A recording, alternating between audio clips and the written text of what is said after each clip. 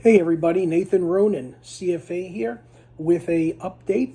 This particular update is a series of 3 updates that are specific to the CFA Level II program. So if you're a Level 2 candidate or you just passed Level 1 and you're thinking and considering Level 2, this is dedicated for you. I have a separate one already that I've recorded for Level 1 and Level 3. So if you're a Level 1 or 3 candidate, you can check those out on my YouTube channel. But this again is specific to Level 2. And it's basically covering 3 of the largest errors I see Level 2 candidates committing when they're studying, preparing, and taking the Level 2 exam. So if this is interesting to you, please press the subscribe button now and the notifications bell so that you can continue to receive these updates as I post them on a weekly or bi-weekly basis.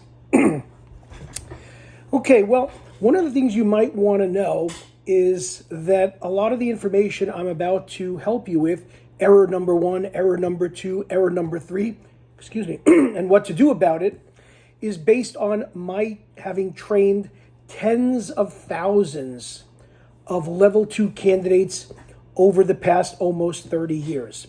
Working at the CFA Society New York, the Washington Society of Security Analysts, working for a variety of prep providers, and now obviously with my own company. So I've been doing this for quite some time. So it's well adhered to guidance. It's not somebody who just took the Level 2 exam and wants to get on social media and tell you about how you can take the Level 2 exam and pass. It's really coming from a lot of background experience and training. Okay. So the first error that I would probably say my top number 1 error that I see a lot of Level 2 candidates make is memorization of the curriculum over mastering the content. Those are 2 different things. I see a lot of people, and I don't fault them for this because I made the same mistake myself when I was a Level 2 candidate, coming into the Level 2 program very fast, and figuring, hey, I just passed Level 1, I have an MBA or a PhD or whatever, a Kaya or a bachelor's degree, I'd never fail any exam I studied for, I didn't fail Level 1 on the first try, it was kind of easy, and they just go and they try to bang out Level 2. And a lot of times they try to memorize the program similar to the tactic they may have used at Level 1, rather than just seeing how the concepts connect or mastering the material. Now, I've had Level 2 candidates come to me before, and most candidates who do not pass the Level 2 exam, they really believe, as do many people that pass the Level 2 exam, that the Level 2 exam is the toughest of all 3 levels. I think it's more a matter of opinion. I think just what can be said very comfortably about the Level 2 program is that the Level 2 program is much more voluminous in terms of the material and the content that you're expected to understand and, show on the exam than you would find at Level 1 or Level 3. That, I would say, hands down, is not an issue. But is it the most difficult exam? Volume doesn't necessarily make difficulty.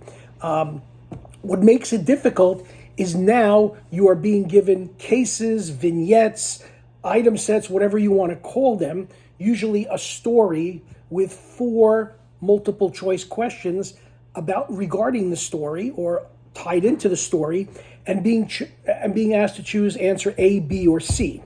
So it has a multiple choice sort of format like Level 1, but it's a lot more intricate because you're going to be using your understanding of concepts.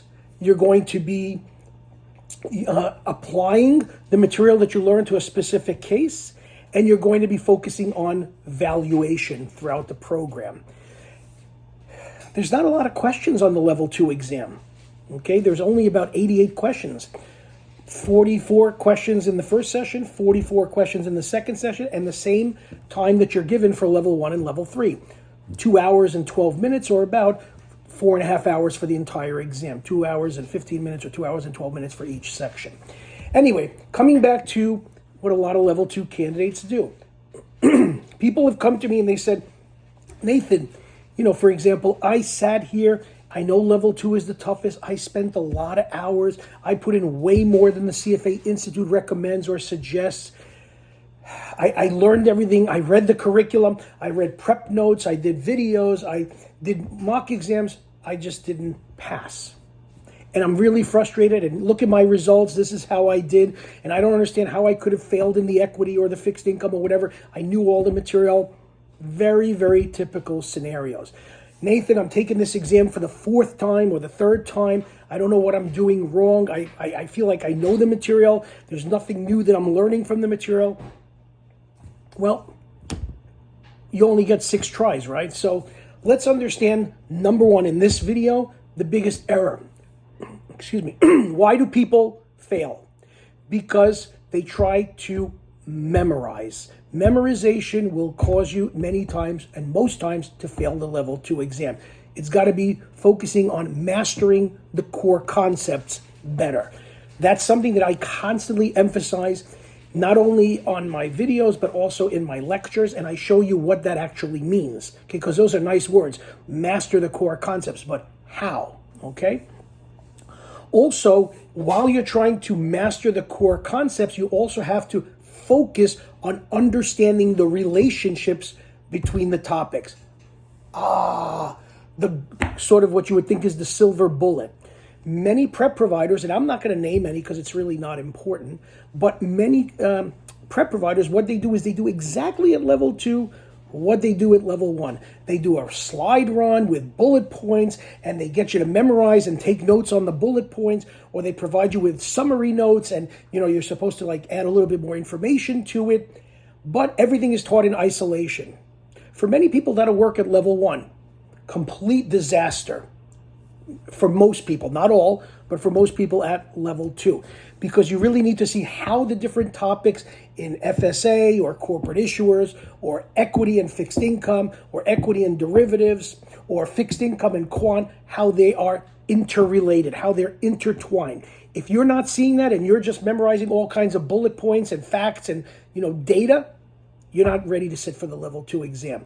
That's what I do again in my lectures. I make sure that you see the connections between currency exchange rates and forwards and futures contracts, or between the Sharpe ratio and the information ratio, or between concepts that you learned in level 1 with level 2 and how we build on them, how duration convexity works into the option adjusted spread and the Z-spread.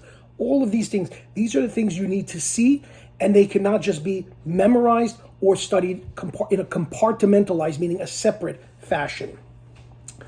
The third thing that's very important to do, again, with memorization over mastery, which is the big error here, is learning to apply the concepts to real exam type questions. That's important.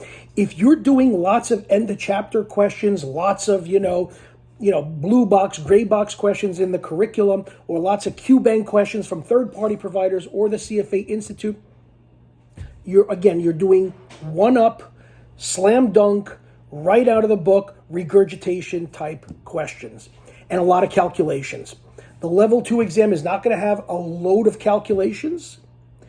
Also, they are going to be questions that will, again, integrate the concepts, and they will make you apply them to the specific case. It's exactly what I focus on in the videos as well that I do. How to apply them to real exam type questions rather than just